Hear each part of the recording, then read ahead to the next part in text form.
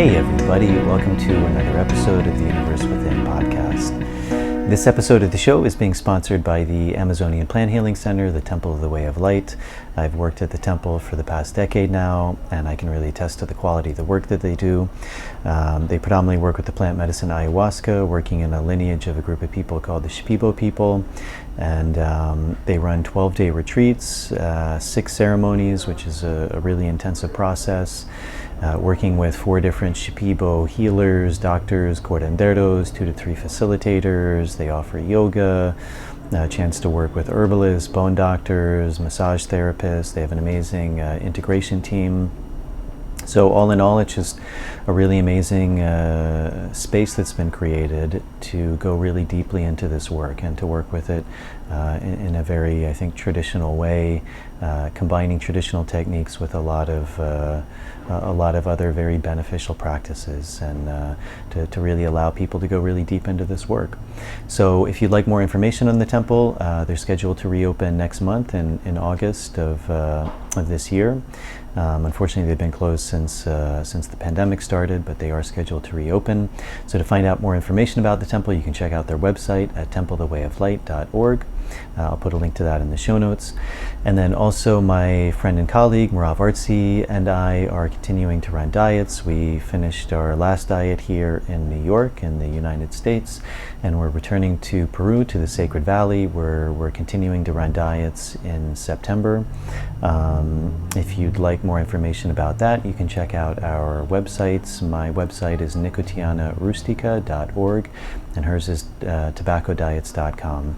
And that's a really amazing opportunity to go, I think, really deeply into this world of plant medicine, to really experience firsthand the experiential power of these plants, of a process called dieting, going into isolation, and really restricting one's intake and going really deeply into the healing benefits, the mental psychological benefits, and the spiritual benefits of what this plant medicine can really do. So I'll put a link to all of those in the show notes. My guest today is my friend Alex Ecklin. We met a number of years ago when I was practicing Brazilian Jiu-Jitsu here in New York City. We had the same teacher, a gentleman named Vitor Shaolin Ribeiro. And Alex became a good friend, also a teacher, a world champion Jiu-Jitsu practitioner, and I've always had a lot of respect for Alex. I think he carries himself in a really humble way, really dedicated himself to that art, and so we really got into martial arts, to Jiu-Jitsu. He's also was very moved by a book that was very dear to me, the Tao Te Ching. So we just talked a lot about martial arts, about Taoism, and also in a way how these things also mix with plant work. So it was a really good conversation, and even if you're not interested in martial arts, I think you'll find this podcast really interesting. So I hope you enjoy it. As always, if you're able to support the channel, that's a really big help. Patreon is a really good option. It's a subscription service. For as little as $1 a month, you can subscribe. There's different tiers you can sign up for, and it gives you some really nice things back. Things like early access to shows, bonus material, Q&As, and that's a really big help to support me to continue to make these podcasts and bring on these guests. To all the people who have done that, thank you very much. I really appreciate all of your support. There's also there's also an option now via YouTube to join the channel and get a lot of those same benefits. So there should be a little join button below on this video, and then there's also the option to donate directly via PayPal. So I'll put a link to all of those in the show notes. So I think that's it. Also, if you're not able to do that, subscribing to the show is a really big help. So for the YouTube channel, subscribing, turning on the notification bell, liking the video. It's a small thing, but that really helps with the algorithms and getting the show out to a bigger audience. And then with the audio version going on Apple Podcasts, I think it's following now the show and leaving a star rating and a short review. That's a really big help. So I think that's enough for me, and without further ado, here is my conversation with Alex. I'm running out from the maze, running out from the maze, running out of the maze today. Running out from the maze, running out from the maze. maze. Running out from the maze today. I'm running out from the maze. Running out from the maze. Run out of the maze today. Cool, man.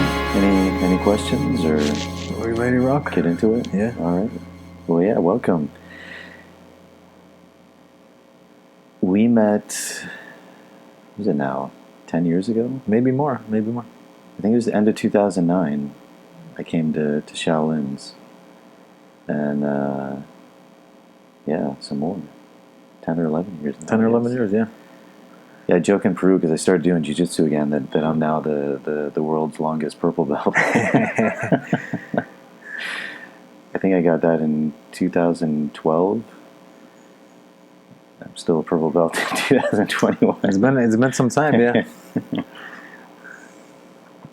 So yeah, man, maybe. So I met you in Shaolin's, which is a jiu-jitsu studio, Yeah. and I've been interested in martial arts for a really long time. I think it was like very much a part of my path about being really interested in religion and spirituality, Yeah. and eventually natural medicine.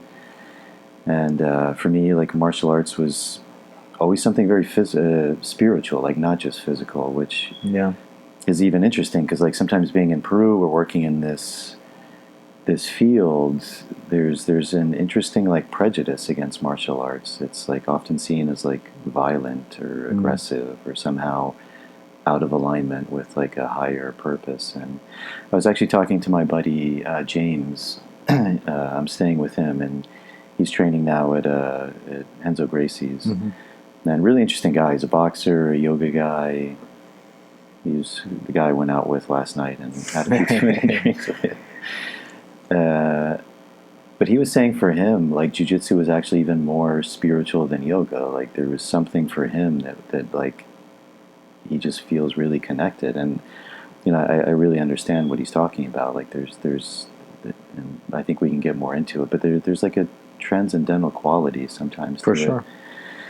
So yeah, so anyway, for my path, I mean, I was really interested in, I started with like softer martial arts because I was really, you know, we also talked a little bit about Taoism from time to time, and that always had a really big impact on me because it was this idea of like, you know, which I think is a fundamental principle of jiu-jitsu, but like leverage, like using someone's weight, their strength, their momentum, not against them in a way, but against like transmuting that, you know, to our benefit. And I always really liked that idea, even philosophically. So I started with things like judo and tai chi and aikido because they really seem to focus on that. But then I really noticed that like something was missing. Like I didn't know what it was to be like punched in the face or like, you know, kneed in the chest or like kicked in the leg. Like I felt like that was missing. Like I felt like in order to really embody those qualities that they were talking about, those ideals, which did seem very beautiful to me, like I had to also understand like the opposite of that, like, you know, the baseness, the aggression, the like really what it felt like to be in bad positions. And so that's when I started Muay Thai. And then that was amazing. But then also I reached a point where I'm like, I don't know if I can keep doing this. my body will only hold up for so long. And then I found jiu-jitsu, and jiu-jitsu just seemed to be like this beautiful harmony of so many things. So that's where we met. So maybe just to start a little bit about your background. Like I know you're a New Yorker, a Brooklyn guy. So who is Alex, and how did that path eventually lead to jiu-jitsu? So I came to America when I was 6 years old from Ukraine, and like Russian, Ukrainian, like Eastern European parents, like they think, you know, judo, sambo, martial arts, like all kids should do it. And when I was young, one of my favorite movies that my dad had me watch was Bloodsport. You know, so I saw Bloodsport. I saw Jean-Claude Van Damme doing a split, and you know, I must have been maybe 10 years old, and I said, that's what I want to do. The difference between Jean-Claude Van Damme and myself was that I had a belly from eating McDonald's and Chinese food, but that didn't stop me. So, you know, I begged my parents, and we found a karate school, And Someone actually interesting told me that he started as a ballet dancer. Jean-Claude. Yeah. Yeah, so he's actually not even a trained martial artist, from what I understand. He's actually more of a dancer. He's more into, you know, into that than karate or kickboxing. And then, but you know, he's so athletic, he was able to implement all of that into his training. So I did a little bit of karate and then stopped. You know, I was doing like other stuff, and then my parents put me into a judo camp, and I really loved it. I remember one of my first experiences was doing a tournament and just like shaking and puking right before the match, but then afterwards I competed, and like for me it was such a memorable experience. Like that was just like one of my earliest fondest memories, like doing that. But after about a year or two, I think I quit, and then I started Why do you think that happened? I think it happened because I don't think I was very good, and like my parents were putting me into other things, so I was trying ping pong, I was trying tennis, I was trying different sports, just trying to find something that I was quote unquote good at, and I wasn't really good at any of those things. And what drew me the most, what I was personally interested in the most, over judo, over all those physical things, was art. So the thing that I would ask my parents to do the most would be like to find places that I can draw, places that I could paint, and trying to grow in that respect. And through that, I got into graffiti. Mm-hmm. So I fell in love with graffiti, and as a teenager, I was like running around, spray painting and stuff like that, and getting into some trouble. All legal, right? Huh? All legally. Of course, so everything was legal. I was commissioned, by the city of New York to do some artwork, and it's still up today, some of it. All right, wow. Unless it's buffed out. So I did that for a few years. So that was really my passion, like that. And actually, I joke, but it's actually the truth. My only regret in my whole life is that I was not in a wrestling club in high school. So my wrestling, I was in FDR High School in Brooklyn. They had a really, really strong wrestling program.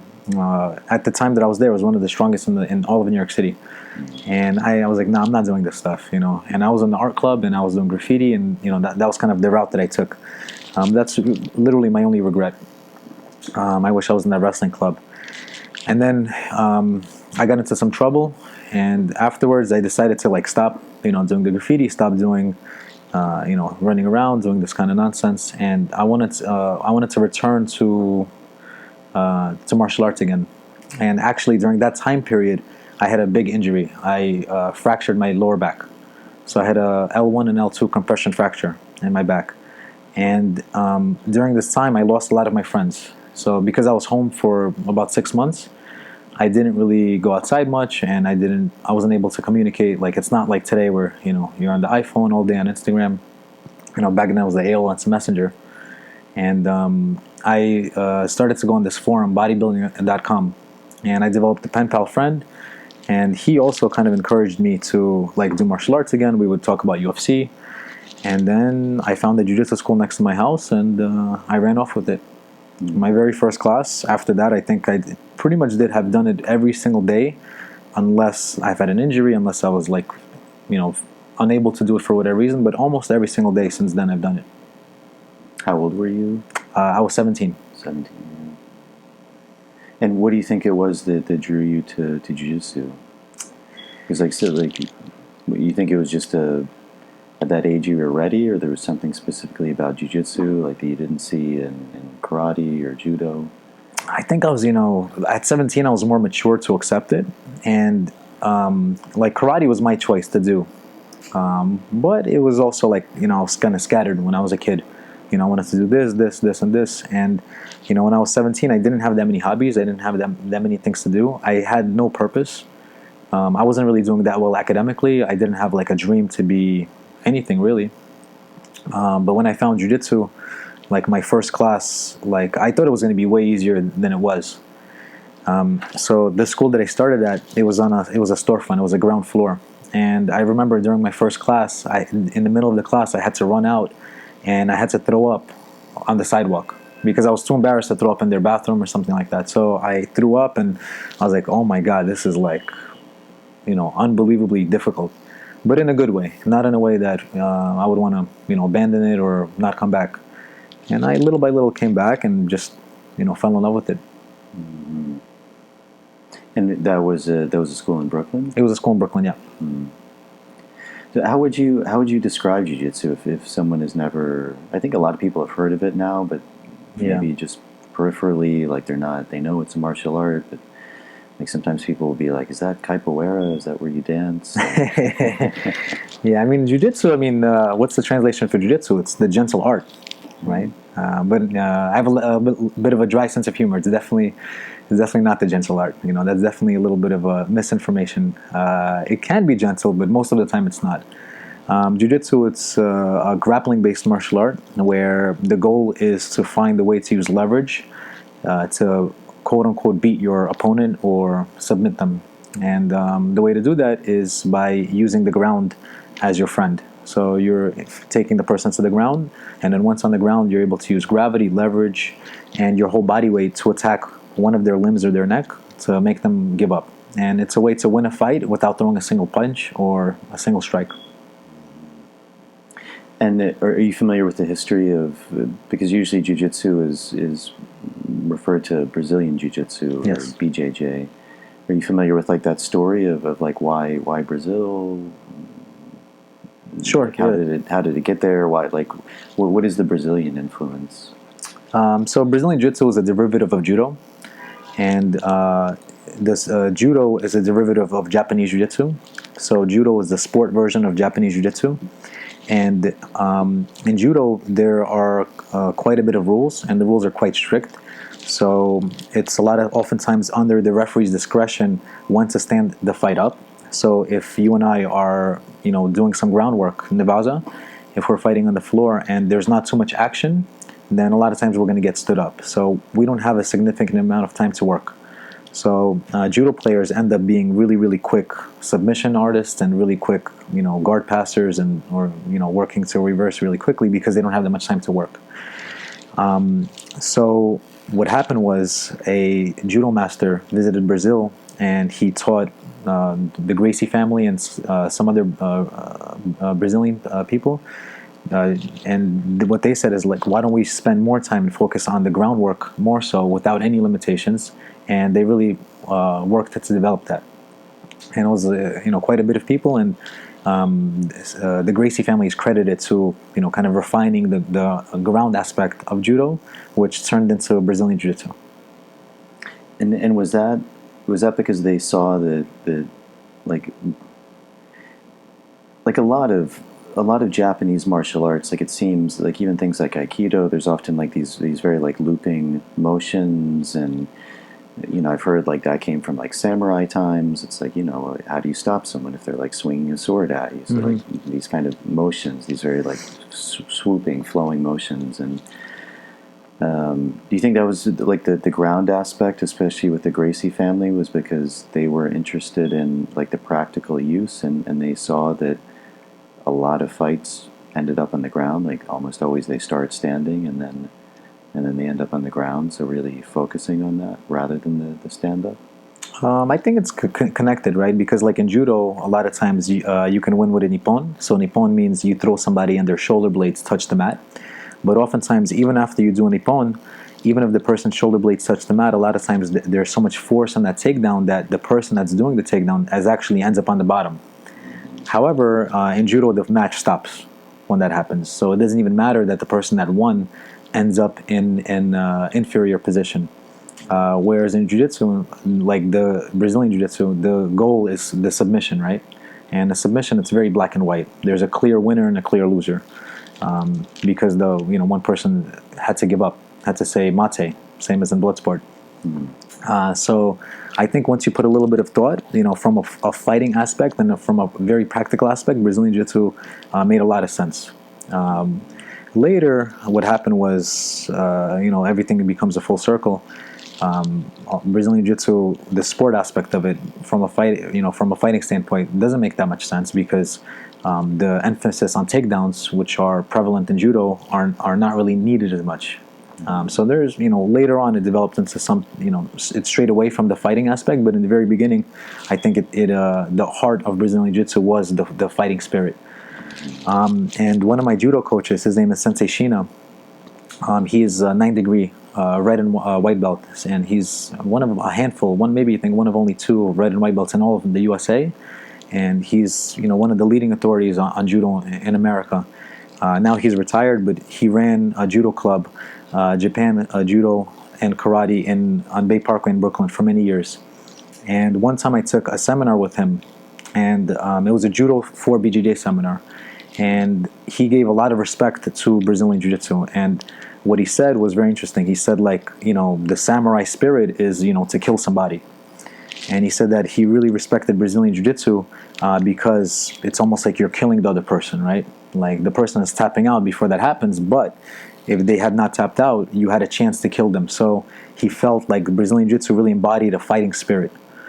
So it was a very interesting way, and it was very interesting to hear him give this kind of respect to Brazilian Jiu-Jitsu as a, such an old school and such an authority from judo.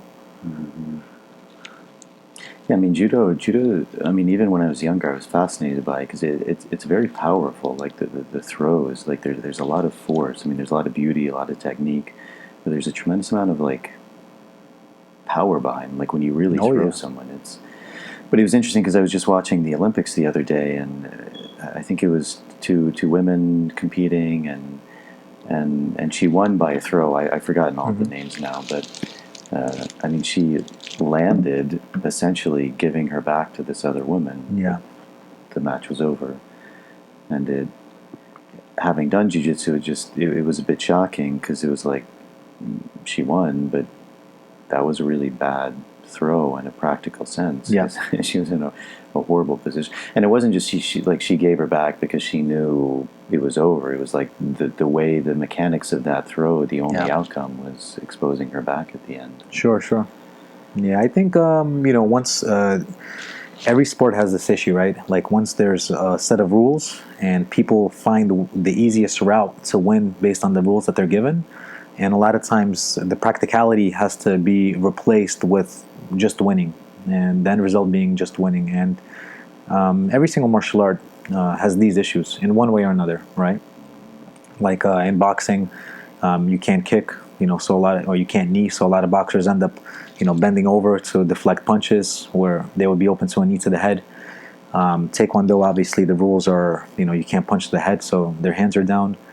Brazilian Jiu-Jitsu, the issue is that takedowns are usually only rewarded 2 points, and usually there are no penalties to pull guard.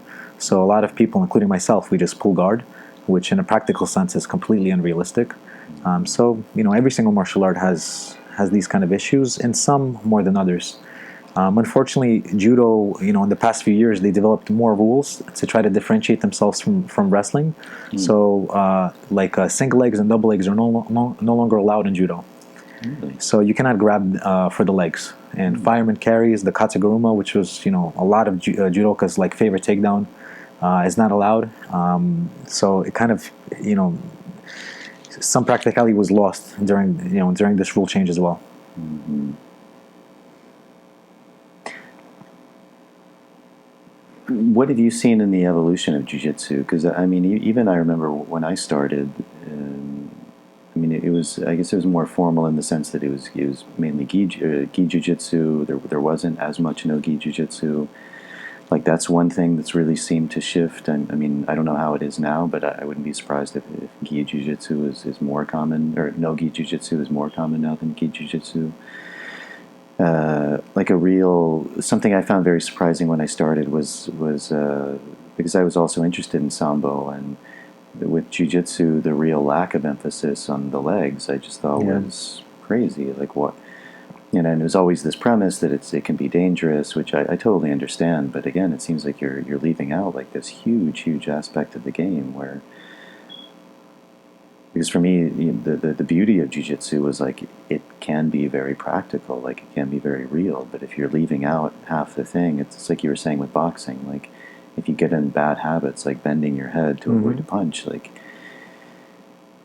it loses its practicality in a way. Yeah. So, but that seems like something that's really evolved now with jiu-jitsu, as people are focusing a lot more on the legs. And Yep. And actually, one of the main governing bodies of jiu-jitsu, at the IBJJF, this year they just legalized heel hooks for brown and black belts.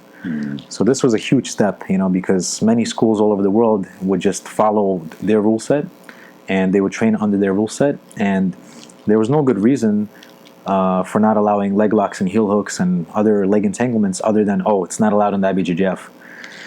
But I always thought that didn't make much sense, and just because a committee just sat down and said these are the rules, why should the whole world just follow what this group of people said? And especially because it didn't make that much sense. Leg locks are, in my opinion, are no more dangerous than most other submissions. They should be treated as every other submission from an offensive and defensive standpoint, where students learn, to do them correctly, to do them safely, and also learn how to escape them safely.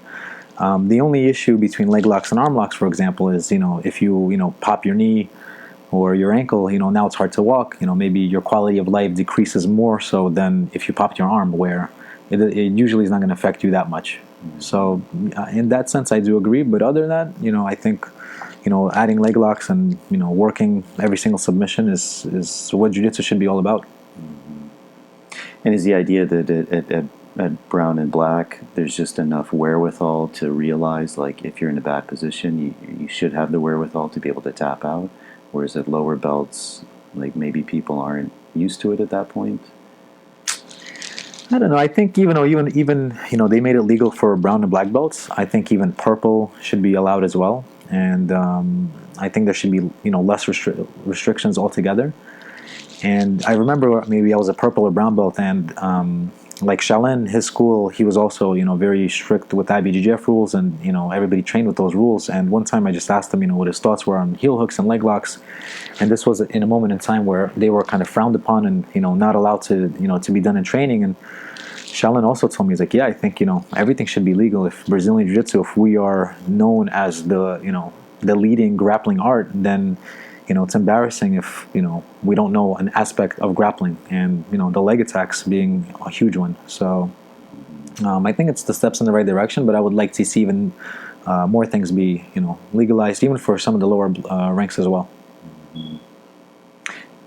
Do you think that's happening more in no-gi jiu-jitsu, just because often they don't tend to focus so much on belts? It seems to be a little more just kind of open in that way, where that there's not often you don't even know what the belt is of the guy you're facing. So definitely. So a lot of the leg entanglements are only allowed in no-gi, and I do agree with some of it, because it's a lot of times it's hard enough to escape when there is no friction. So when there is friction, when the person can grab, a lot of those leg attacks would be almost impossible to escape from. So I think that's part of it. But I agree with you. I think, I like no-gi for that reason. I have a funny story, actually. One time I was doing a seminar in California, and it was a no-gi seminar, and it was one of my first no-gi seminars. And one gentleman, he was asking some very, very simple questions, and I stereotyped him, and I looked at him and I was, he's probably a blue belt, in my head. And then I started to roll with him after the rolling portion, and I quickly realized he was a black belt. And to me, that's the best. I really enjoyed that experience. And I know, just like everybody else knows, don't look at somebody and judge them and think, oh, this person must be this or that. But myself, like everybody else, we do it, and it's always good to kind of have that truth hit you in that face, once in a while. And that's another reason I really like no-gi, because people they don't look at the other person's belt, how many stripes they have, oh my god, this guy has a really, really torn up blue belt, he must be a blue belt for a long time, he must be XYZ. This is all unnecessary. I think when you're rolling, it should be almost like a video game. There's just like a level, you see some arms, some legs, and neck, and how can I use my arms, legs, and my neck to attack theirs, as opposed to looking at their gi, their belt, things like that. I mean, that is a fascinating thing. It's always something. I mean, I see it in myself. Like, it's something I think, in general in life, I've become much better at, because I put a focus on it, which is really trying to be the same in every situation, like adapting to the environment, but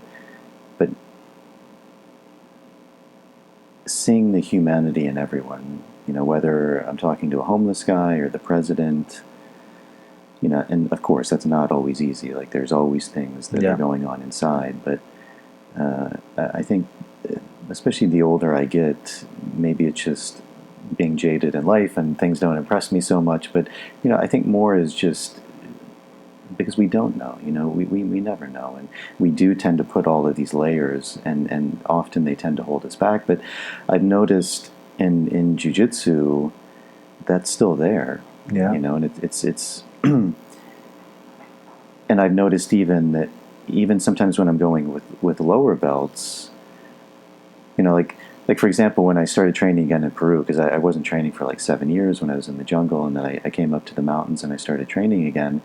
I didn't have my gi or anything, so I was borrowing a gi. I didn't have my belt, so I was just using a white belt.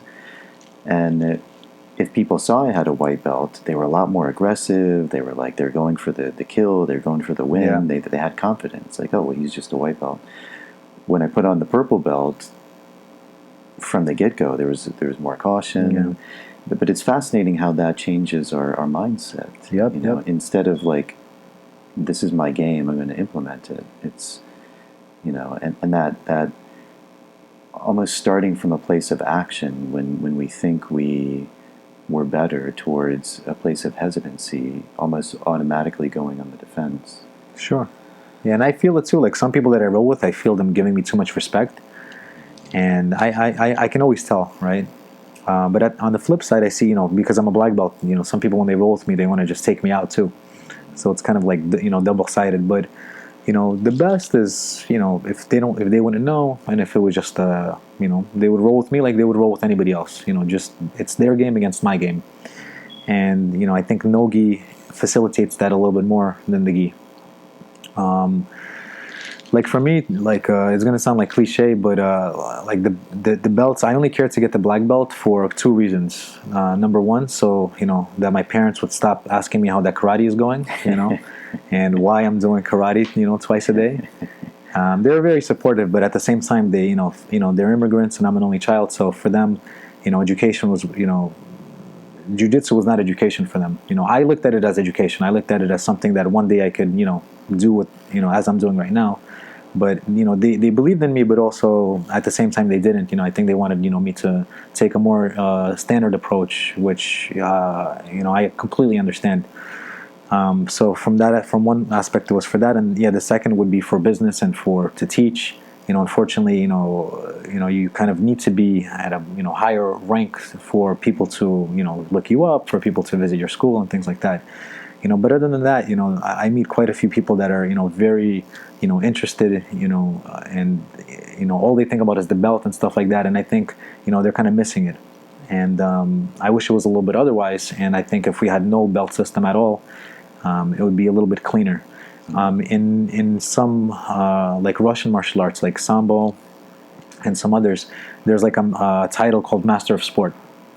So from what I know, like it's basically you're training, and then once you get to a high level, you become a master of sport, and that's it. And like then you're recognized as a black belt, quote unquote. So I like things like that. I think that would put pressure off of a lot of people's shoulders, and they would focus more on the technique and actually improving as opposed to the belt and things like that. Mm-hmm.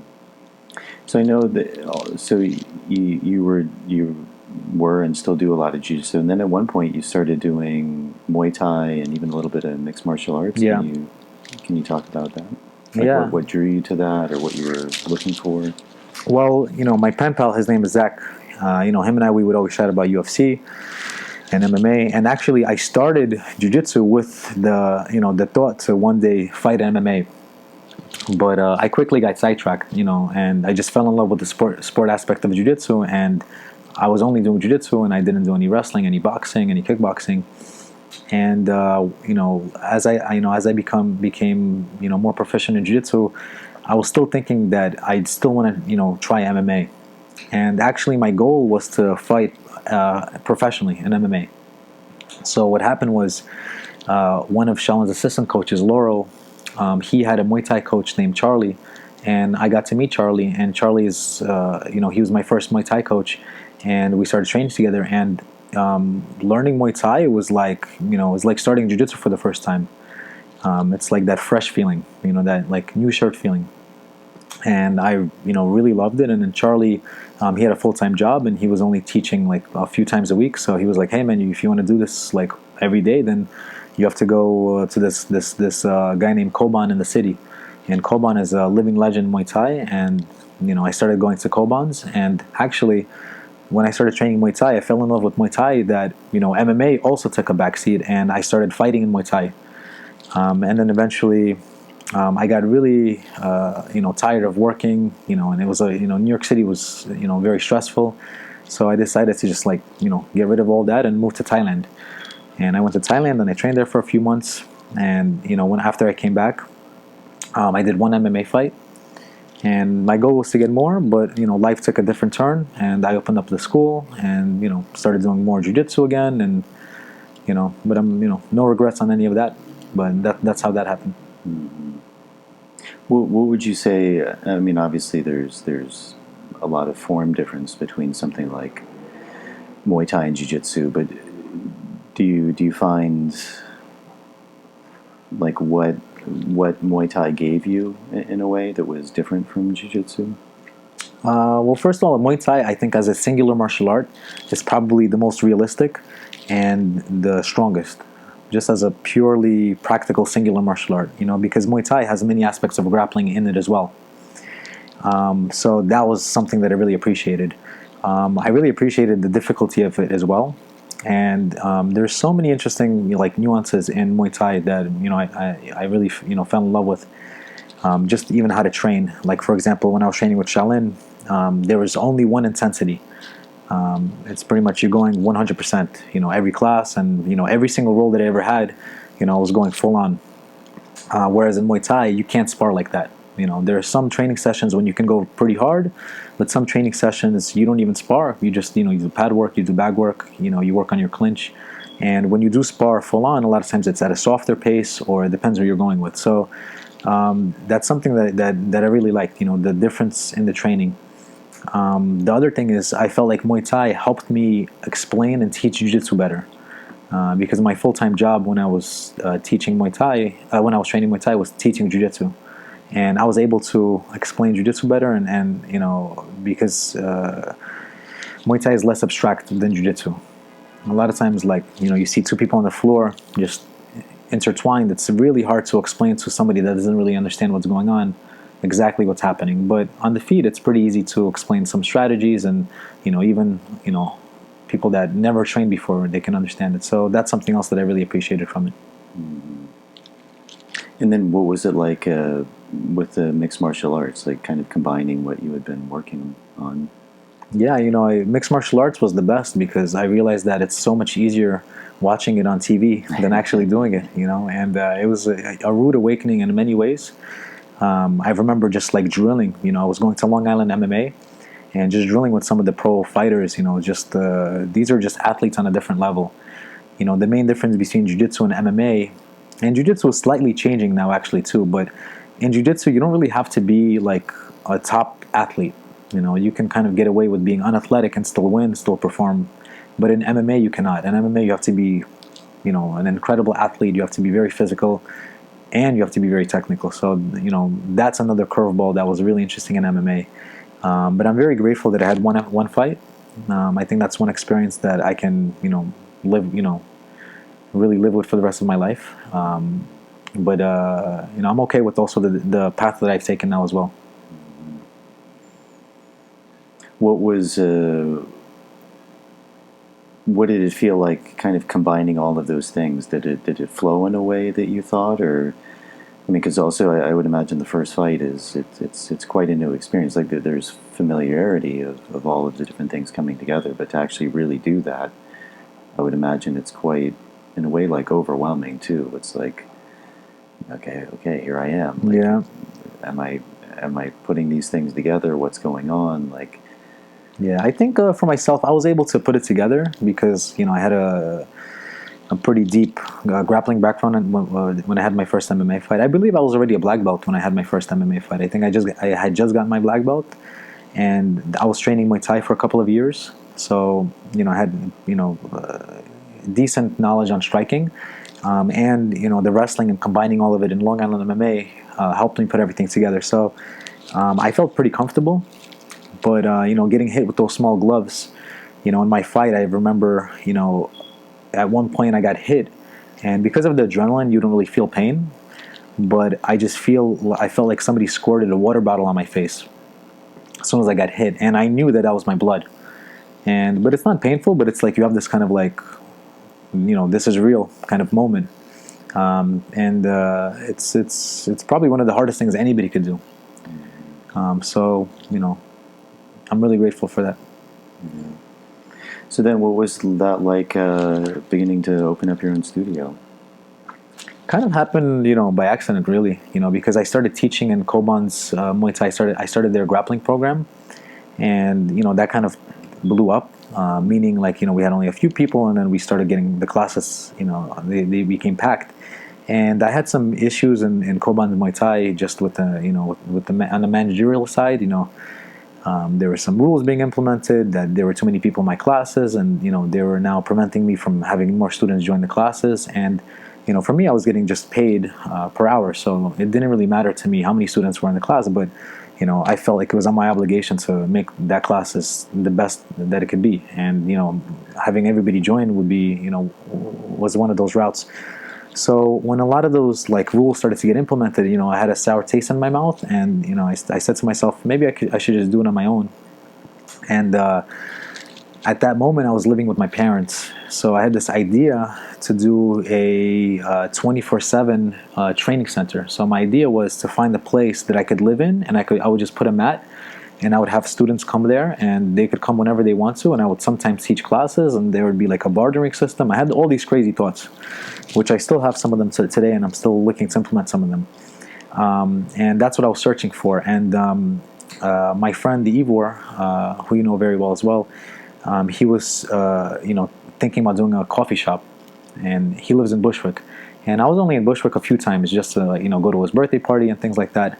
And just accidentally, we stumbled upon this like dance studio that he was looking to make a coffee shop upstairs of that dance studio, and I wasn't able to afford it on my own. And he were to help me out. He was like, "Hey man, like we can do it 50-50, and I'll teach kids and you teach adults." And Ivor was a black belt also at that point, so that's how we started. And then it just it took off. And it's I'm still on that journey. I'm still in the beginning of that journey of running a school, building a team, building a brand, all of that. And it seemed to take off like quite quickly, yeah. Because also the idea of it in the beginning, it was, if I remember, donation based. Yeah. But then people could do like monthly memberships. Yeah. And so, I think that format. Because jiu-jitsu can be very expensive for people. Yeah. I mean, probably all over, but especially in New York. I mean, the rents are very high. Yeah. Well, if you remember, you told me two things. You gave me the Dao De Jing, and then you sent me off to the yoga class, and you told me, Alex, stand in front of that class and do the best you can. So I started to go to yoga to the people on your recommendation, and the donation-based model really resonated with me because I wasn't wealthy, and I was like a kid in college and out of college, and I didn't have that much money. So having that option to pay what I can really helped me out. And I was thinking, man, maybe this could work in jiu-jitsu one day. And due to Ivor's help with him splitting the cost of the space with me, the space wasn't that expensive. Plus, I didn't want to do a lot of the managerial work myself. Plus I wanted to give back to everybody that couldn't afford jiu-jitsu. I decided to just put a box in there, and I was like, all right, if you can pay, then pay. And I was able to stay afloat from day one. And I think it was like an accidental marketing experiment. When I first opened the school, people would come up to me and they would be like, hey man, so how are you doing that free jiu-jitsu? And how are you able to just teach jiu-jitsu? And many people had misconceptions of me. Some people thought I was very wealthy, and I just decided to do something like this. And that wasn't the case. And it also wasn't free jiu-jitsu. It could have been free. Like many people attended without paying, and that's fine.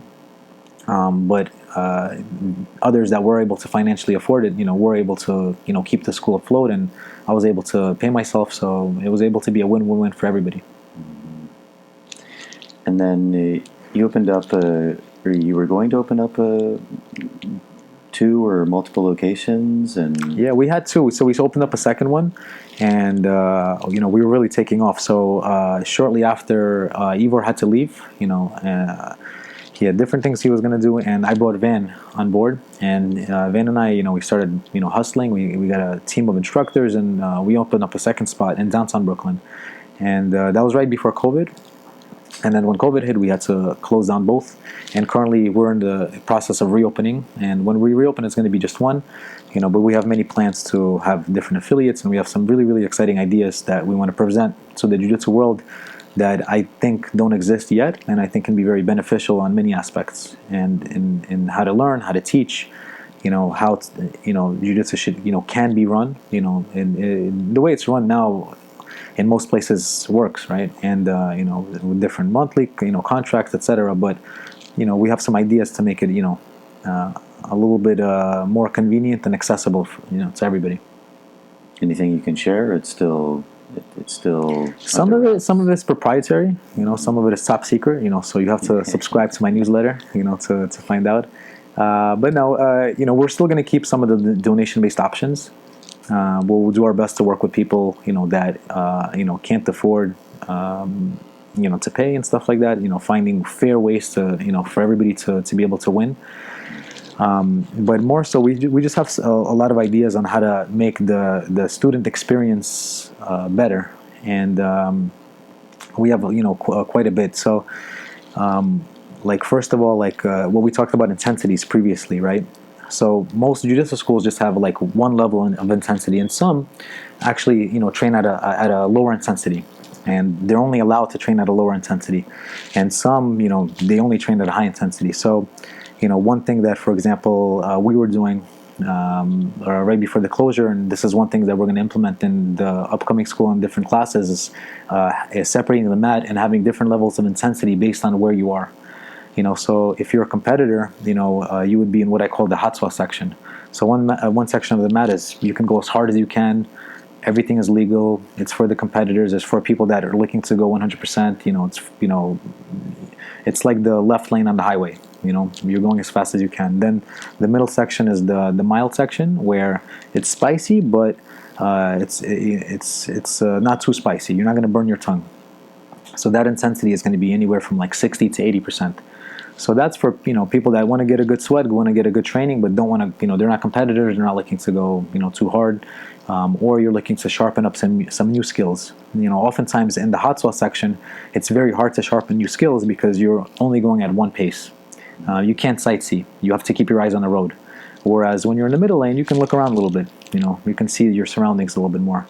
And the third section is the ketchup section. It's not spicy at all, and you can use as much of it as you can.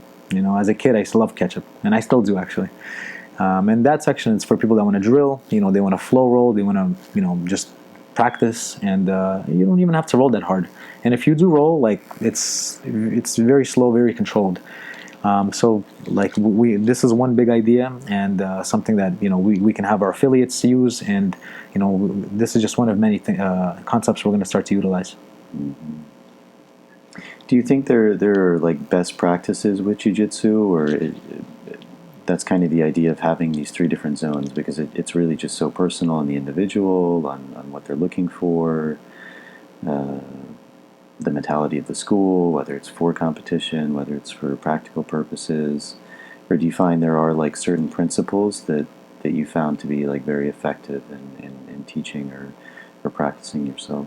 Well, I mean, almost every school, they say that we're for everybody. Everybody can come in, and however, every school has its particular vibe and its particular style or what they're known for, and it's not true, right? So not every school is for everybody, right? So this is one of the avenues that we are trying to use to make anybody welcome in the school, right? So somebody that's maybe a little bit older and has many injuries, they can't grow 100%. So they would be in the catch-up section for a while. But it's also dishonest not to have this person roll, not to have this person go live, right? But for them to go, with somebody that's 20 years old and the Division II wrestler and looking, to compete in Naga, it's maybe not the best idea. So this would be one avenue. Another big thing that we're developing is curriculums. So there's not just a move of the day. So I don't believe in the omakase experience in jiu-jitsu. The omakase is when the chef hands you the food and you have to accept whatever the chef gives you. I believe in ordering, right? And I believe not only ordering, I believe in catering to your specific diet. So like, for example, if somebody walks into the restaurant, I may have the best burger, but maybe the person is a vegetarian, so I should give them a vegetarian option. What I mean is maybe somebody that comes into the class, the particular techniques that I'm teaching and the style that I'm teaching maybe not be as suitable for them, and they should be taught a style that's more suitable for them. And if they're learning techniques that are not suitable for them, it's good. There's a lot of value to it, but it's also a lot of time wasted. And they could excel and get better quicker and, expand on their own path if they have a more generalized curriculum.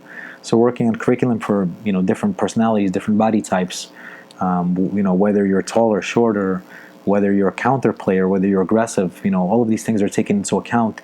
And we, modify the curriculum based on the individual and based on who's in the class.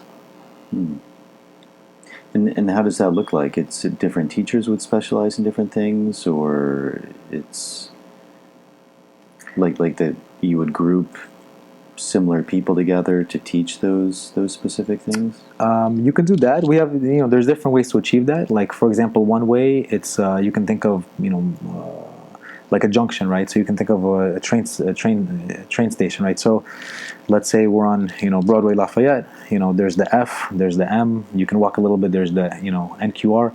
So, and they all take you on different routes, but the meeting point is the same. So, for example, let's say we're teaching an escape from the bottom of mount, and you end up in the half guard, right? So it's a prerequisite for everybody to learn to escape from the bottom mount in a similar fashion, right? And once they escape and now they're in half guard, we would teach different routes depending on the player, right? So one route would be maybe a wrestling reversal from the bottom of half guard. Another route would be to stand up and go for a takedown of your own. Another route would be to go for a leg attack. Another route would be more specific to dive in and go to deep half guard, for example. So, and having people pick what they want to learn after they get to this junction, so to speak. It seems like, even from when I started, there was jiu-jitsu and there was a decent amount of people who practice it, but it seems like in the last 10 years or so, it's really exploded to where now it's very mainstream. Almost everyone's heard of like the UFC, and it seems like there's a lot more interest. Like people really they like or even love practicing. Like it's like it's fulfilling something that was lacking in their lives. Have you seen that, and do you have any thoughts on why it seems to really be spreading so quickly? Yeah, I have a lot of thoughts. Jiu-jitsu, it's one of the only martial arts in the world that you can rest in, right? So because of that, you can be 60 years old and you can start jiu-jitsu. One gentleman that you and I know very well is Tom Corey. He started jiu-jitsu in his mid-60s, and he was able to become a world champion in jiu-jitsu, when he was 70. And that's not really applicable for almost any other martial art. It's really, really difficult to do that. So that's one aspect. Pretty much, anybody can start jiu-jitsu. And the other thing is, I think the intimacy of jiu-jitsu is what draws a lot of people to it. Just the simple fact that you're on top of one another and you're so close and you're grappling, sweating on one another, that intimacy bonds people. And you can't help but be friends with the guy or girl that was just trying to choke you on top of you for 3 minutes and you're making your life miserable. So I think that's a huge aspect. The last and the big difference between jiu-jitsu and let's say Muay Thai is in jiu-jitsu it's a much easier or not easier, how should I say it, it's much clearer to see the humility aspect. Like in Muay Thai, like some of the people I trained with, like they were kind of, not really good, but in their heads they were really good, and they were never tapped out, right? They were never like humbled, because in Muay Thai you're training light. So in their head, them getting, touched on the face, they're like, oh, I would never have gotten knocked out. When if they actually fought, they would. But in jiu-jitsu, even in the training room, you see that submission, and what happened, very clearly. So that honesty aspect, I think, is what really draws a lot of people to it as well. And when you can tap somebody out, that just, it's a feeling like no other. And the next minute you're going to be tapped out too. So you have this high, and then you kind of get, humbled as well at the same time. So I think that's also what draws a lot of people to it and makes them more humble, and, in my opinion, helps a lot of people. Mm-hmm. Yeah, you mentioned Tom Corey, and where he has a Facebook jiu-jitsu group, Jiu-Jitsu Over 40, I think. 50 plus. 50 plus, yeah. But I don't go on Facebook that often, but sometimes that feed pops up, and but you're not 50 though, Jason. How are you in there? Well, how are you in there? I'm actually the administrator. You're sitting with the administrator of that group. Yeah, I'm not 50, but I'm Tom Corey's social media advisor. So he had me help out in that group. Yeah. Well, I guess I look older than I am. He threw me in there. Well, I still don't know how old you are. I've asked you many times, and it's always a mistake.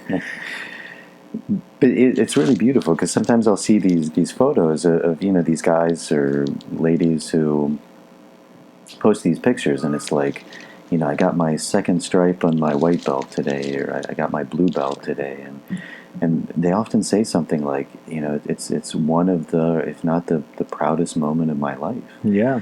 And these are like people who've had a lot of life experience. I mean, 50 plus, like they're not kids. It's not like necessarily something like a novel life experience. Like they've gone through life, and yet somehow this thing, like this symbolic gesture of like receiving a new belt, is extremely profound for them. And you can see it just in the way they post, the words, and there is a lot of humility and respect. And do you think there's something that just in the world we live in, like we don't have those things, like we don't have those initiation rites, or we're not tested in that way? Because as you said, like with jiu-jitsu, like you are tested. Like it's a very different thing, even like from Muay Thai, like if you're not fighting, as you're saying, just sparring and kind of flowing, versus like having a gorilla on you, sweating, like, trying to literally choke you out or break your arm or break your leg. There's something very real in that, which, as you said, was very intimate. And I think that's kind of strange for people to think about, but I think there is something to that. Like there's this intimacy that's very primal. Exactly. And it, in so much of our society, I mean, especially now in the pandemic, like social distancing, but even before that in normal life, it's like we always have space around us. There's there's not that intimacy. I mean, hopefully in our private relationships, but that's, a very small aspect of our lives. And but also just that, and I think it exists obviously much more for men, but some women very strongly too, and to some degree in women. But that, as you said, there's something when you tap someone out that feels very satisfying. I mean, it's almost like that inner warrior, that victor comes out, and yet it's beautiful because you don't actually hurt the person. Exactly. Yeah, I think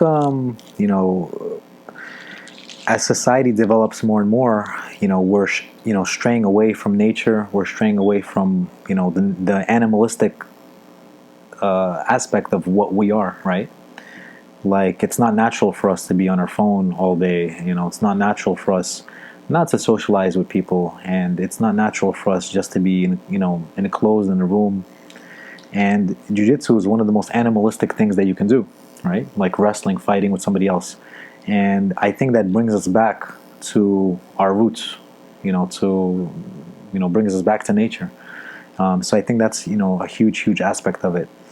And I think also with the development of a lot of technology, and making it easier to communicate with people, I think actually that made people lonelier, right? Because like almost everybody says like, oh, I would rather speak face to face, and I would rather meet up face to face. But it's happening a lot of times rarer because you can just email the person, or you can text them, or you can FaceTime them, and that physical connection, when it gets taken away, in my opinion, again, makes people lonelier. And jiu-jitsu is the best thing not to be lonely, right? You have somebody on your back choking you, right? And the camaraderie that you build from your team and from your classmates and with your teacher and others, it's just something that is not replicable. You can only find it in something as primal and as animalistic as jiu-jitsu or other martial arts. Why do you think that intimacy is created? Because I think if people have practiced, I think they understand what you're saying. But if people haven't, that sounds very strange. Like someone's trying to choke you out, or essentially kill you, but not really. But how is that intimate? It seems like for a lot of people, that's like the most terrifying thing. They would want to distance themselves. Like, I don't want to be a part of that. Well, it's kind of like, let's say, I'm not sure what the term is, but the person that's jumping out of the airplane with you, right? The person that, like, let's say it's your first time jumping out of a plane, and the person that's on your back, they're the ones that, do the parachute, right? Hopefully,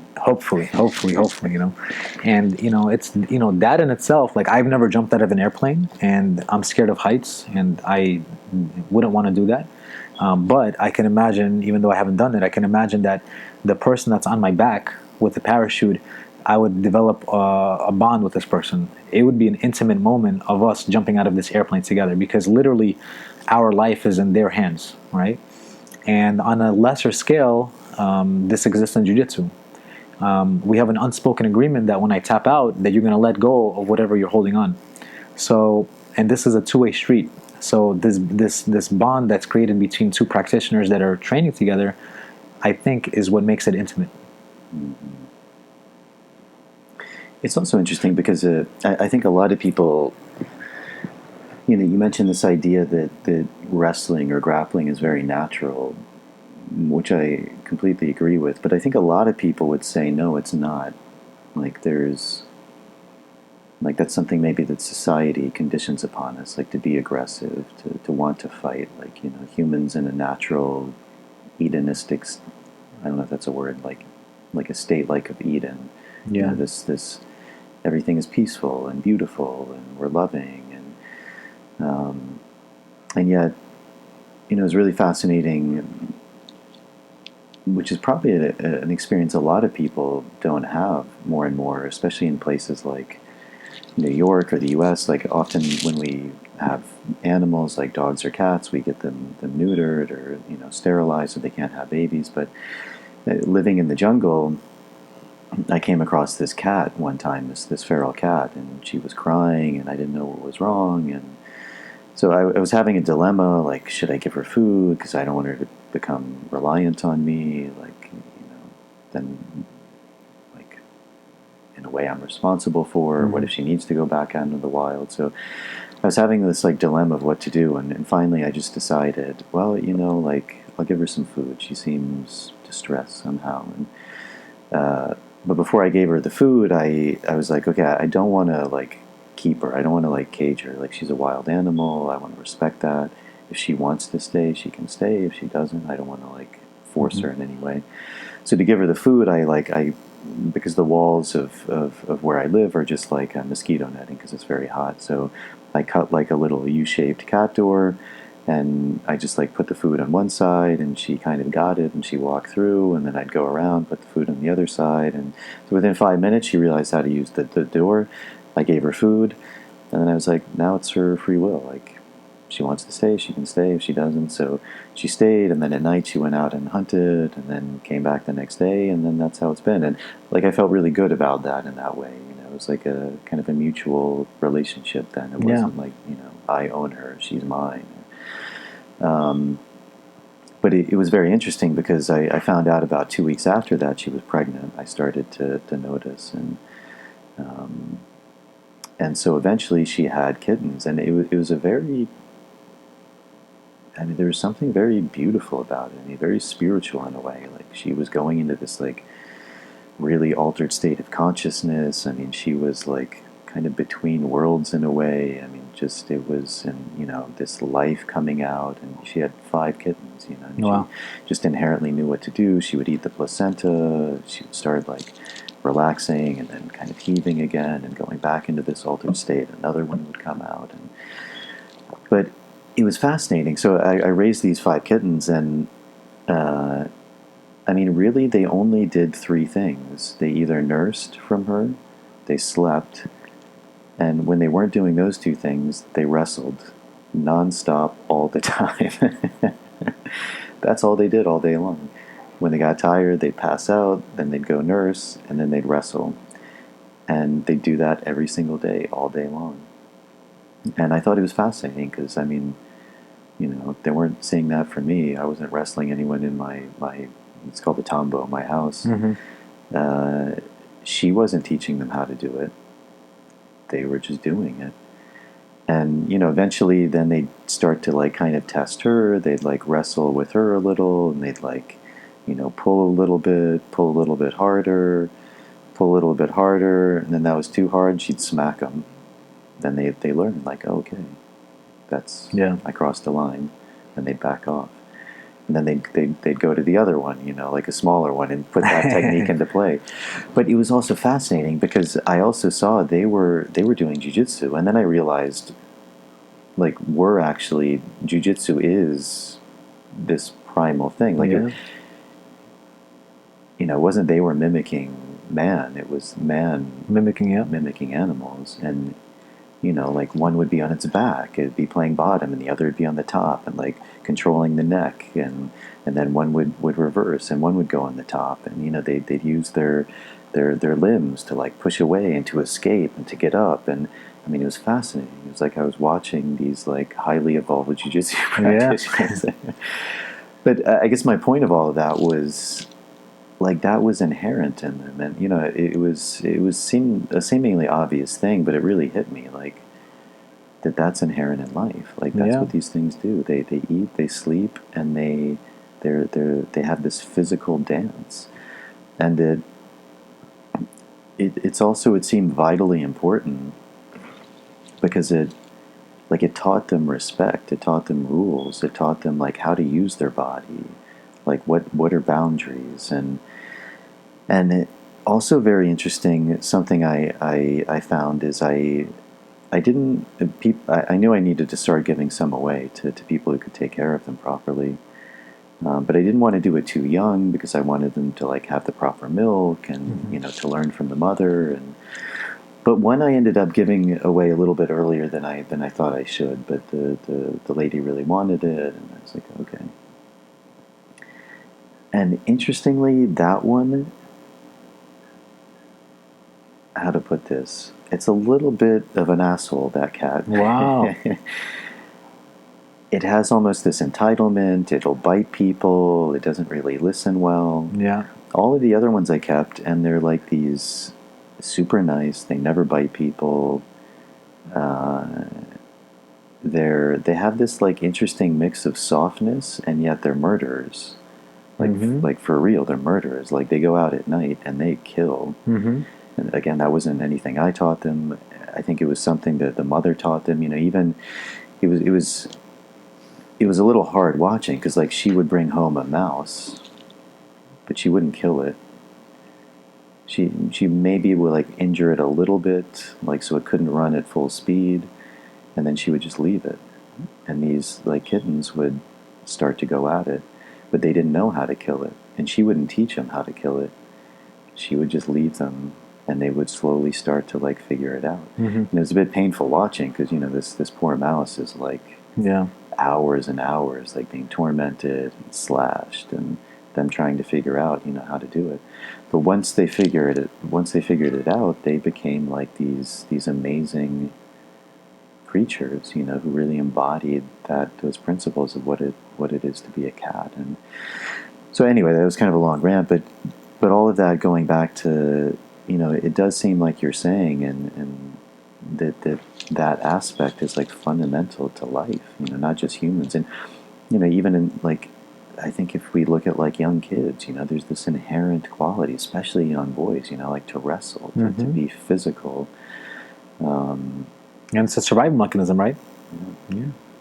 So, I think every citizen of the world should have a right and should know how to defend themselves. And it starts by grappling. It starts by wrestling, and it starts by being physical. And as you know, like grappling, it's one of the things that looks easy, but it's one of the hardest things that you can do.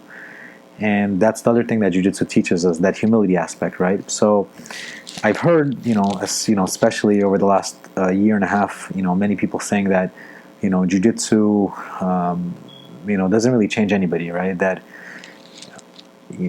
whoever the person was, now, let's say the person was a, very negative person, very dangerous person. Now, if you give them jiu-jitsu, you're just giving a dangerous person jiu-jitsu skills. And of course, there's a lot of truth to that, but I don't think it's an absolute truth. And I think the humility of being tapped out by somebody smaller than you, by somebody of a different gender than you, somebody that you would never expect to quote unquote lose to, is something that will help give that humility aspect and not to be like an asshole cat, right? And there are ways, right, that people get around that. Some people come to a training room and they only pick their training partners that they can tap out, etc. So I'm not talking about that. I'm talking about somebody that's training jiu-jitsu in an honest way, getting the full experience. And one of my favorite quotes that I share all the time with my friends is there are two types of people in this world: those that are humble and those that are about to be. And jiu-jitsu is no better teacher than to teach you that. And I think that's what kind of humbles us and makes us grounded in a way. And also, now I know that old, grandma that's on, walking on a sidewalk, she may be able to choke me, so I can't, just, bump her with my shoulder and, shove her to the side so that, I can get my Starbucks. I have to respect her just like I respect everybody. And that's something that jiu-jitsu taught me. And I think it taught, the millions of others that have, trained. Do you think that could be what the gentle art is alluding to?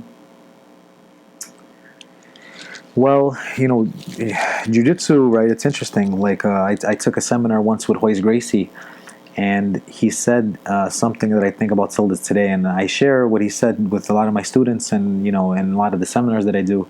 He said that if your heartbeat is above 70 beats per minute, that you're not doing jiu-jitsu.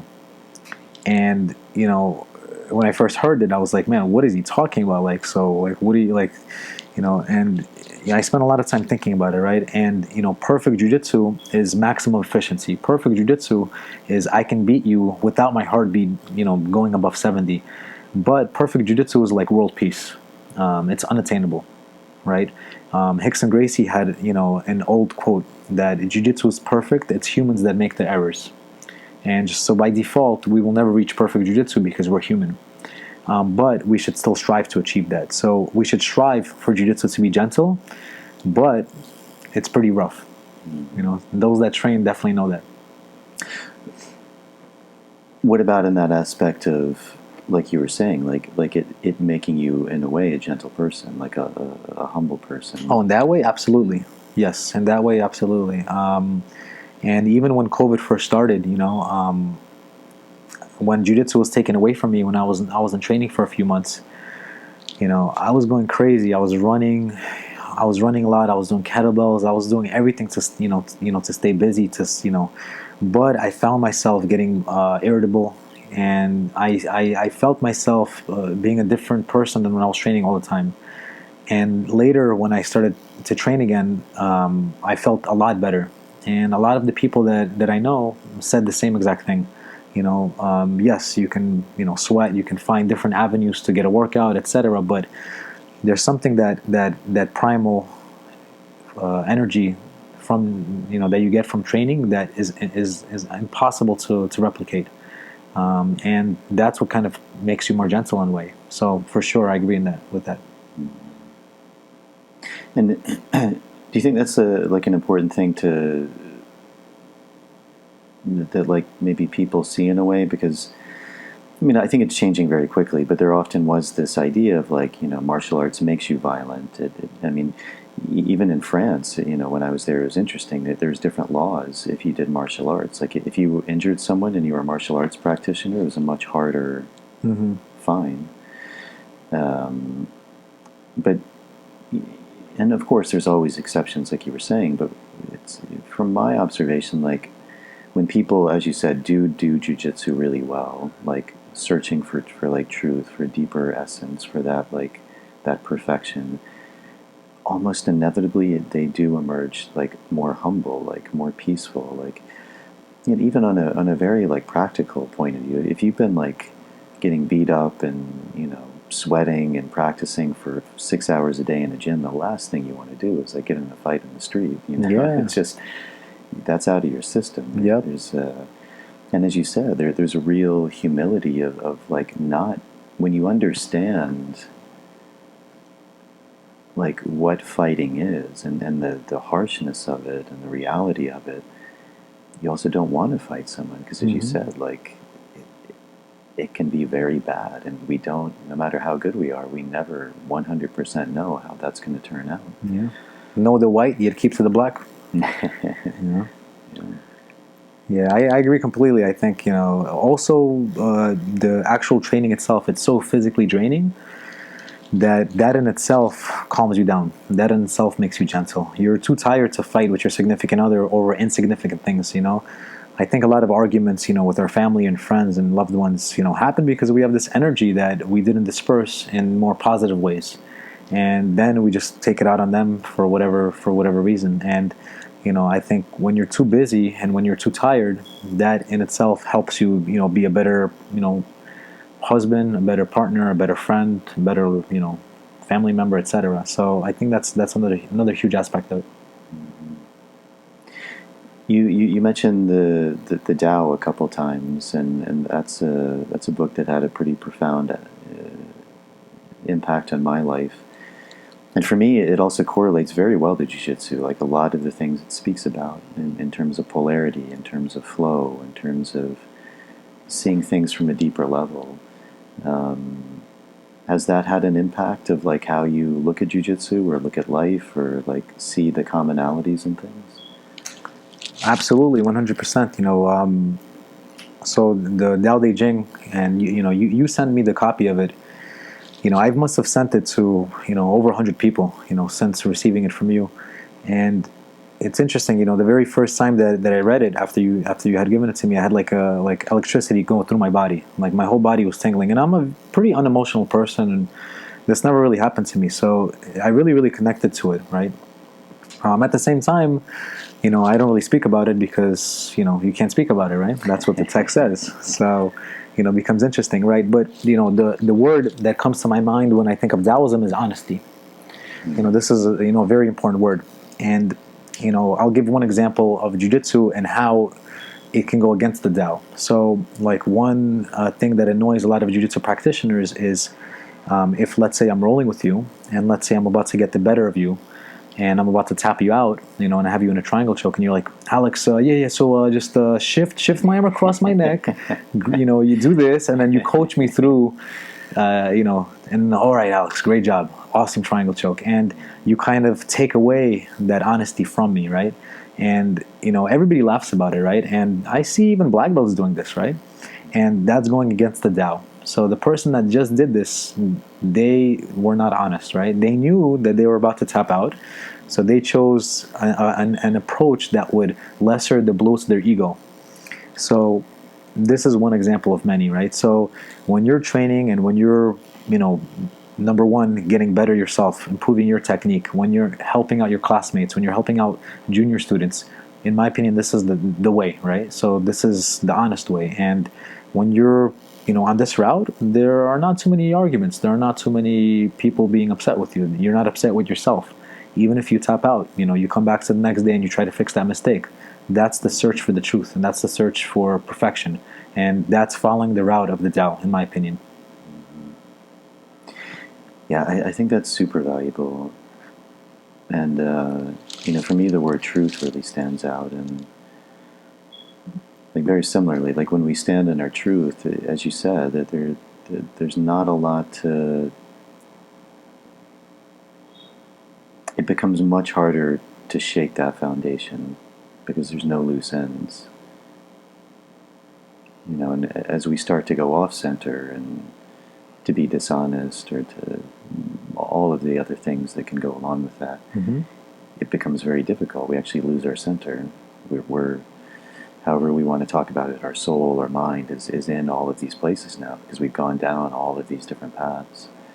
And yet to come back to center, there's something very strong in that because there's nothing to shake. It's this is who I am, is what I've said. Is it like even ideas of the word is so important. Like if I give my word, if it's unshakable, even if someone doesn't like it, it doesn't have the same impact because I'm honoring that word. But if I don't uphold that word, and even in a lot of this plant work I do, there's often these ideas of like being susceptible to things, being susceptible to darker energies or to attacks. Because a lot of like shamanism or plant work, it's actually rooted in essentially martial arts, like warfare. And but I found a lot of that is also from that thing of like coming away from truth. You know, if I'm in integrity, if you're in integrity, if you say what you do, whether people agree with it or like it or not, they know this is Alex. And as long as you uphold that, there's nowhere for that to get in. Yeah. You know? But once I don't follow my word, or once I don't do what I say, or once I'm not in integrity, or I cross a boundary that I said I wouldn't, then it's like it opens this door for all of these things to come in. 100%, yeah. And I think like a lot before battle, a lot of warriors would use plant medicine, right? So, you know, hype themselves up or calm themselves down and to get ready. Is that right? To some degree, I do know of some that did. Yeah. I think in Scandinavia they did. Definitely in the Amazon they did. I would imagine even, I don't know this, but as you said, probably more often than not they did. Yeah. Even if it wasn't plants, it was some, I would imagine, or some ritual or some breath work, you know, prayer, something to actually begin to kind of calm the mind in a way, to allow like that flow to be able to happen. Yeah. Which is something, I mean, I have, you know, even some of the work we're doing now, we're beginning to work with like war veterans and stuff. And, you know, I have a tremendous respect for that because, and I think a lot of that comes from martial arts, from plant work, you know, like having a tremendous respect for people who step into like these incredibly intense environments. Yeah. You know, jiu-jitsu can put us in that, plant work, you know, where you're literally potentially like life and death, you know. Yeah. And warfare is that same thing. There's something very, and that's why I think it's strange for people to hear about that sometimes. Like they maybe associate it more with plant work, like that life and death, that spirituality, but it's extremely present in martial arts. And then you think about warfare, that's, you know, there's, I mean, when the stakes are that high, it can be so easy to give in to all of the mind chatter, all of the physical sensations coming up, the willingness to cross certain boundaries in the name of like personal safety, you know, as the stakes get higher, it becomes much more difficult, I think, to follow that integrity. Yeah. And I do see some connections, right? I have some close friends who tell me about their experiences on mushrooms and other like psychedelics, and they tell me that there's something called ego death, where you kind of, you know, your ego gets kind of killed. And when they were explaining it to me, you know, I was, you know, laughing in my head because I was like, man, I'm getting ego death all the time when I tap out. Like, I'm a black belt and I just tapped out and I just made an error that I shouldn't make, and you know, that's my ego getting, you know, balanced out, and it's, you know, making sure that it's not getting too high. And you know, that back to what we talked about, the humility aspect too. So I think there's a lot of overlap between, you know, really, really hard training and honest training and, you know, some things that the plant medicine can offer, from what I hear.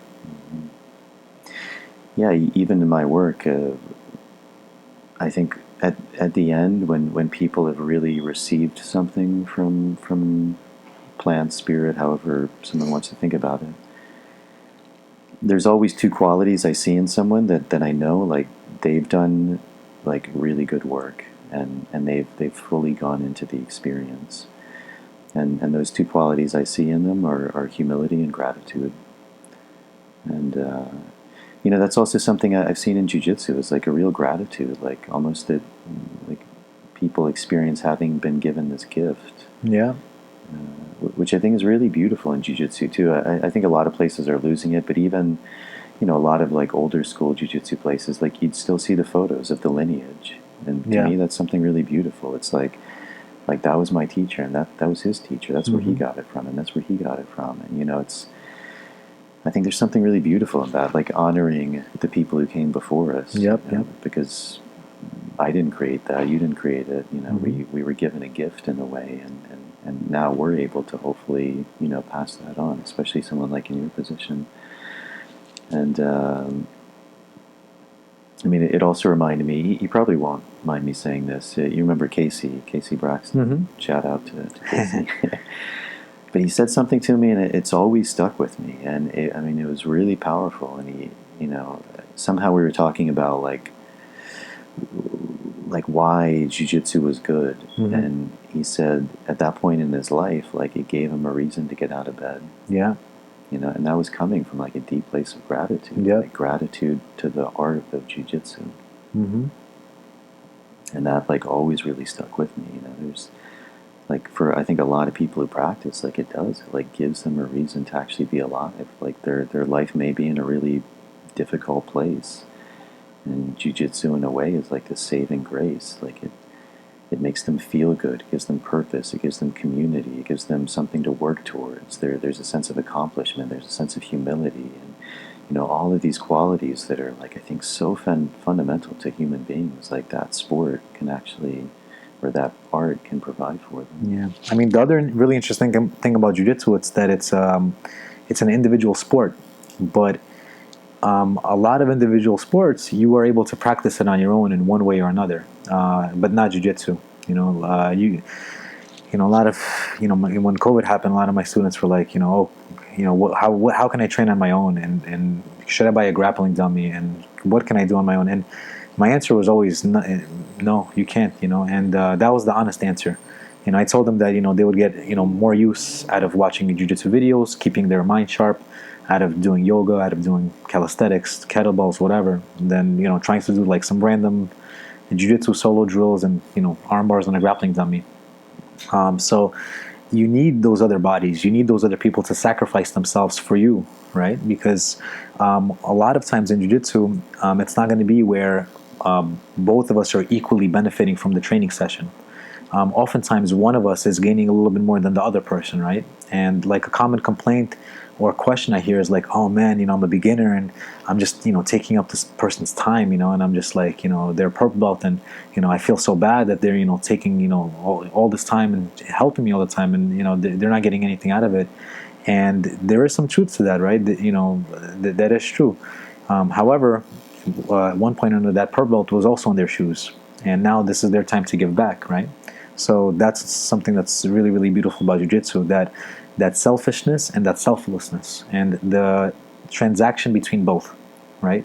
You need to oftentimes be selfish in the beginning and kind of take, and later when you've taken enough, it's time to give back, right?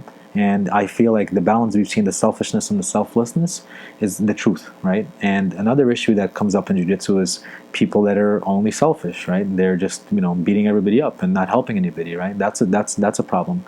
Another problem is people that are too selfless. All they do is teach. They have the good knowledge, but they don't really improve themselves. They're just trying to teach everybody every single day, and they're not eating themselves. So I think that having that balance is key and instrumental in any practitioners, whether they're a new student, a coach, whoever they are on their journey. Yeah, I remember, it's probably kind of a cliched saying, but that was something Shaolin said that always really stuck to me too, is that, you don't want to hurt your partner, because if you hurt your partner, then you don't train jiu-jitsu. Yeah. Like, you need your partner. Exactly, yeah. And also this idea, when you're talking about, Jean-Claude, like this idea of like a dance, and that's something, it's an analogy I often use that I think people don't necessarily understand until they start doing jiu-jitsu. But for me, it really is a dance. It's between two bodies, yeah. Between two bodies. Yep. it's just the goal is different. You know, in salsa, it's to turn someone or to, you know, throw them up in the air. In jiu-jitsu, it's you're dancing, but the goal is to choke them. Yeah, you're dancing on their back before you sink in the bow and arrow. Yep, for sure. Yeah. Well, cool, man. We're at about an hour and a half. Anything else you want to talk about, or anything that's on your mind? I have so many things on my mind. You know, I think you know, I see some division in jiu-jitsu that's happening. You know, I see some, you know, even recently there's like Brazilian Jiu-Jitsu versus American Jiu-Jitsu, and, you know, gi versus no gi, and, you know, a lot of teams are dividing in jiu-jitsu. Like, if you look at, you know, different, you know, players, there's, you know, a lot of animosity, and you know, I feel like there's, you know, a lot of drama happening within jiu-jitsu, and it's kind of fascinating because I'm not sure why it pertains to Brazilian Jiu-Jitsu more than others, right? And maybe it has to do with the history, right? Because even the reason we do Brazilian Jiu-Jitsu is because there was a legal battle on the name Gracie Jiu-Jitsu. You know, the Gracie family themselves had a legal battle over which of the Gracies can you technically use the term Gracie, and that's why Brazilian Jiu-Jitsu came to be, right? And, you know, I think, you know, maybe I'm too much of an optimist, but I think, you know, we can do better, and we can, you know, have less drama, have less, you know, division as a whole, and, you know, find ways to use jiu-jitsu as a vehicle for good. You know, it can take a lot of kids off the streets. It could provide a lot of lonely people an outlet. It can make you an amazing community. You know, the networking that you can find is like no other. There doesn't need to be drama between teams, you know, and all this kind of stuff. I think, you know, as martial artists, we should go a little bit deeper to our core, right? And right now, I feel like some of us are straying away from that. And I myself find that I'm guilty of that myself, and I always try to bring myself back to center. So, you know, I think that's, you know, that's super important. And, you know, otherwise, you know, I'm very grateful that I'm in this, you know, interesting period of history where jiu-jitsu is flourishing, and, you know, I'm able to travel and to meet people, and, you know, to leave my mark. You know, so I would like to finish with those words. And if people are interested in learning more from you or working with you, what's the best way of doing that? So you can find me on Instagram. My Instagram is Masterskya. The word Masterskya is a Russian word meaning workshop. You know, some people, they think, so you know, now you're calling yourself master, you know, but it has nothing to do with that. So Masterskya, or my real last name is Ecklin. You can find me on Facebook. I'm pretty easy to find, right? So you can find my email. You know, I stopped giving out my phone number because I would get, you know, phone calls and texts, you know, 12 o'clock at night, you know, coach, how do I get out of that De La Riva, you know, when they have the sleeve grip and not the collar grip, you know, and, you know, as important as that question is, you know, I think it's, you know, I can answer it just the following morning, you know, through a message or an email. So, but yeah, it's really easy to get a hold of me, right? So, or my website is just masterskya.com. Mm-hmm. And any idea when the new studio may open? So I've been doing my best to reopen it, and it's been, you know, quite a struggle. So hopefully within the next couple of months, you know. So as soon as the lease is signed, you know, we're pretty low budget, you know, low maintenance. We're gonna throw some ads down and get back to work. Yeah. So hopefully ASAP. Well, New York seems like it's coming back to life. I mean, who knows what the future holds, but even just walking around yesterday, there was a lot of people out here downtown. So yeah, I hope that happens, because it's pretty devastating what's happened. I mean, I'm almost surprised how many businesses were able to stay in business after such a long period of time. Yeah. I mean, just for the health and wellness of people, as you said, like that idea of like having community, not being so lonely, being able to have exercise, it's also vital for human health. And for sure, yeah. So I feel like that's my way to give back. You know, if I had to redo it, I would do wrestling, you know, in high school, and maybe, you know, I'd become a doctor, or, you know, find a different route, such as the route that you're taking, to help people. But, you know, I'm actually pretty happy with, you know, it's selfish in a way too, but you know, since I love jiu-jitsu so much, I'm really grateful to be able to help and give back in that way, and more than just arm bars and chokes and the fastest way to sweep somebody, you know, a little bit deeper rooted than that. it's a beautiful art, man. And I mean, even in the work I do, people probably get tired of it, but half of the analogies I use come from jiu-jitsu. So, you know, it has a tremendous ability to teach us, to humble us, to give us gratitude, to make us better people, to teach us to be better men and women. And, you know, to be whole. And I think that's what everyone's looking for. And I think it's a beautiful art, and I think what you're doing is amazing. Thank you so much. That's as high a path as anyone can take, because jiu-jitsu, it really gives people that opportunity to be better people, and that's a gift that you give to the world. Thank you. And a lot of respect to you, man. And just the path you've taken and how you carry yourself. I think you really embody these ideals of what a true, not only jiu-jitsu practitioner is, but like what it means to be like a true man, and to stand in integrity, to live by what you say, to do good, to be gentle, to find that balance between strength and gentleness, and really to live what you preach, which I think is an increasingly rare thing in this time, and also a wisdom, you know, to see things from all sides, which I think is really the highest achievement anyone can have, is to approach life from that place of wisdom. So, man, I wish you the best, and I hope people reach out to you and come back to the studio when it opens, and maybe in Christmas I'll bring my rash guard and Nice. What about that purple belt? The vintage purple belt. You know? Yeah, well, I'll have to bring that too. Maybe get a half stripe or something on there at some point. I got it for you. But yeah, thank you as well. You know, those that, you know, I keep saying I'm going to finish with this, but I guess I'll finish with this. But, you know, so I'm an only child, and I had one cousin, and I was very close to my cousin, and he passed away. And now I have no cousins, I have no siblings, and my family is very small. And one of the things I'm very, very grateful for is a lot of the, you know, mostly older, but, you know, older brothers and older mentor figures in my life. You know, some of them I mentioned, you know, I even, you know, just gave it the shout outs to, you know, Ivor, Tom Corey. There's countless others. I don't want to, you know, name, you know, everybody, because I'm going to definitely miss somebody. And then, you know, they're going to send me an email like, Alex, you know, I did all of this for you and I gave you all this advice. And number one, you didn't take the advice. And number two, you didn't even give me a shout out on, you know, on the podcast. But definitely one of them is you. And, you know, you're one person that I, you know, think the highest of. And, you know, oftentimes, and, you know, it was interesting because there were some, you know, dark moments in my life where, you know, I'm down just like anybody else is down. And, you know, although you and I don't communicate on a weekly basis, you know, you would reach out to me, and it was a lot of times coincidental.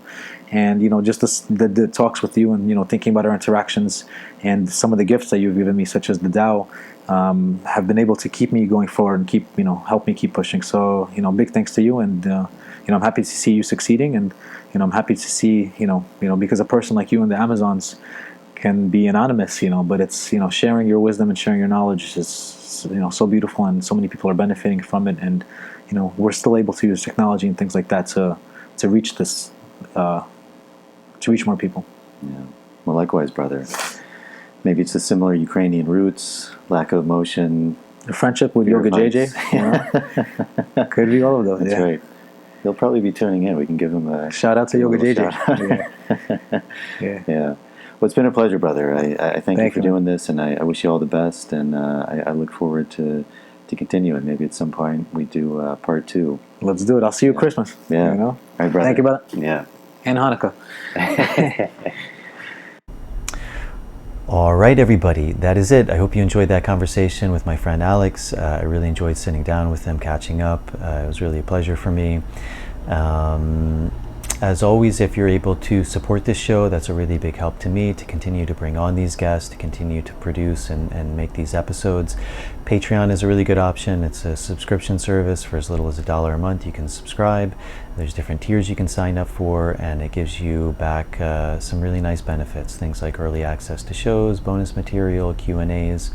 To all the people who have done that, thank you very much. I really appreciate it. And if you're able to do that in advance, I thank you, because that's a really big help. Also now with YouTube, there's the option to join the channel, getting similar benefits, but instead of through Patreon, it's via YouTube. There should be a little join button below the video. If you're able to do that, that's also also a really big help. And then also there's the option of PayPal, and I'll put a link to all of those in the show notes. If you're not able to do that, simply subscribing to the show is a really big help. So the YouTube channel, subscribing, turning on the notification bell, liking the video, seems like a small thing, but that's a really big deal with the algorithms. And then with the audio version, going on Apple Podcasts, following the show or the channel, and leaving a short starred rating and a review, that's also a really big help. So thank you all for tuning in. I hope you enjoyed this episode. I'm still not sure the order of the following guests, but as always, I hope to continue to bring on some really fascinating people. So thank you all for tuning in, and I will see you all on the next episode.